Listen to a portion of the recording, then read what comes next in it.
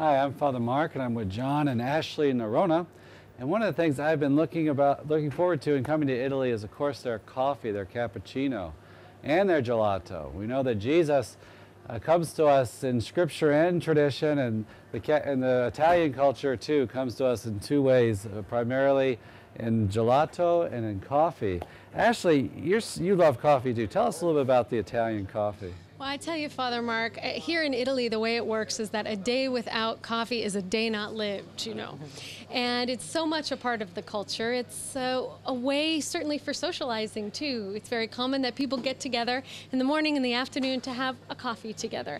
And there are many different ways that you can order coffee in one of these coffee shops. They're called coffee bars.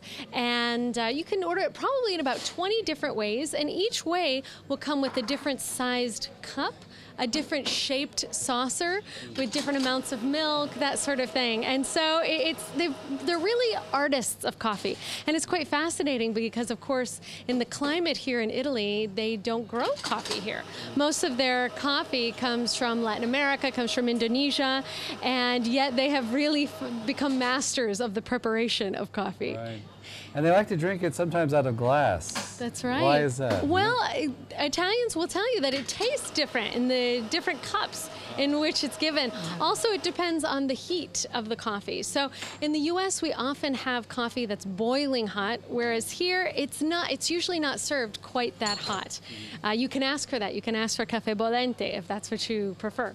So there's definitely something for everybody in the coffee world, but coffee, the espresso machine that we see in all of these coffee bars only was patented in 1900. So it's actually a newer phenomenon, if you can imagine, but there are coffee houses scattered around every street. I mean, sometimes you feel like every other storefront that you pass is a little coffee place. So it's a lot of fun to come in and have a little cappuccino or a cafe.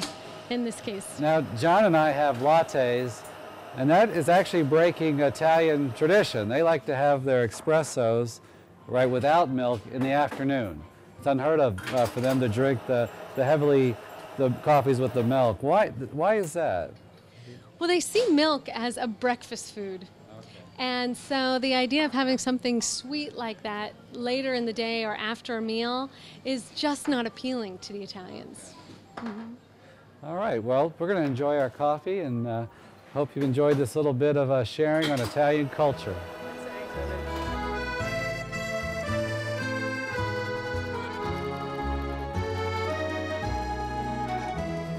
All right, well, the other thing you have to do in Italy, of course, is have the gelato. What is gelato?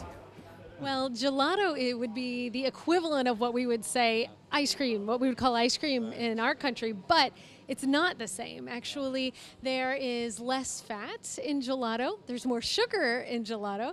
There's also a lot less what's called overage. Overage is the amount of air that is churned into the ice cream or the gelato. Ice cream has about 50%. The gelato has about 20%, which makes it a lot denser. So the taste is more intense with the gelato. And here, there are 150 flavors to choose from. So it might take us a while to go through all of them. It sounds like you've had some gelato before. Maybe have, yes. We're experts in this field, Father. So I've looked at the counter here. There's a lot of different flavors. I'm going to get pistachio and raspberry. I think it's a good choice. And what are you going to get? I'm going to get an almond. Okay. And John? A Foresta Nera, which is black forest. So the nice combination of the chocolate, raspberry, vanilla coming all together. Okay. Well, we're going to make our way over here and place our order.